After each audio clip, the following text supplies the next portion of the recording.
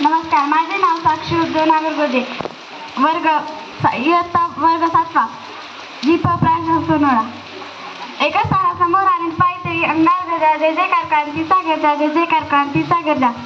15 August 1947 चा दिवस उजाडला. असंख्य रम्य प्रभात झाली, असंख्य बलिदानाचे सार्थक झाले आणि भारताला स्वातंत्र्यातून मुक्तता मिळून स्वातंत्र्य मिळाले. आपल्या भारत देशाला स्वातंत्र्य मिळवून देण्यासाठी ज्या महान नेत्यांनी, क्रांतिवीरांनी आपल्या प्राणांचे बलिदान दिले, अशा सर्वांना वंदन करून मी माझ्या भाषणाला सुरुवात करत आहे. मित्रांनो, भारत या शब्दाचा अर्थ माहीत आहे का तुम्हाला? भा म्हणजे तेज आणि रथ म्हणजे ममान झालेला देश म्हणजे आपला भारत देश होय. आपल्या भारत देशामध्ये सर्व जाती धर्माचे लोक एकजुटीने राहतात, म्हणून आपला भारत देश सर्व धर्म समभाव असलेला देश म्हणून ओळखला जातो.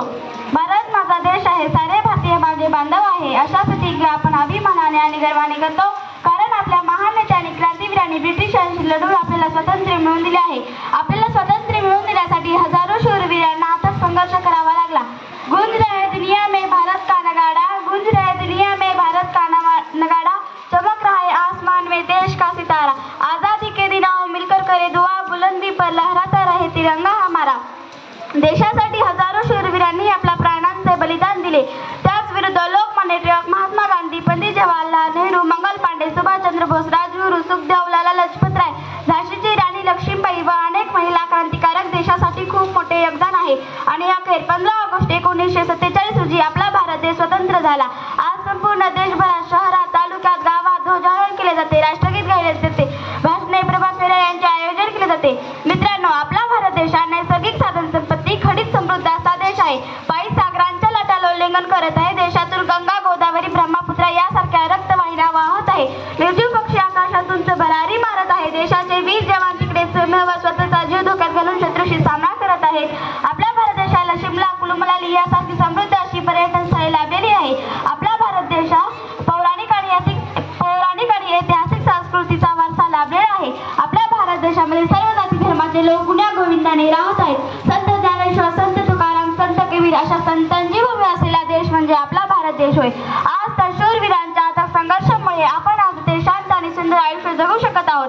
आजचा हा सुवर्णकाळ आपण येथे आनंदाने, उत्साहाने साजरा करत आहोत, कारण आपल्या देशाचे वीर जवान तिकडे सीमेवर स्वतःचा जीव धोक्यात घालून शत्रूशी सामना करत आहेत. या अशा सैनिकांना माझा सलाम.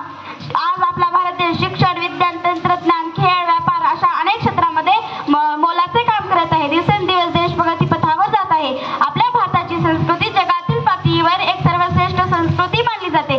आपला भारत देश हा एकाच वेळी अध्यात्मक आणि विज्ञानातही अग्रेसर राहत आहे. स्वातंत्र्यात गेली 75 वर्ष खेळ, क्रीडा अशा अनेक क्षेत्रामध्ये नामवंत लेखक अमित ठसा उमटवला, साहित्यकलांनी आपला अमित ठसा उमटवला आहे.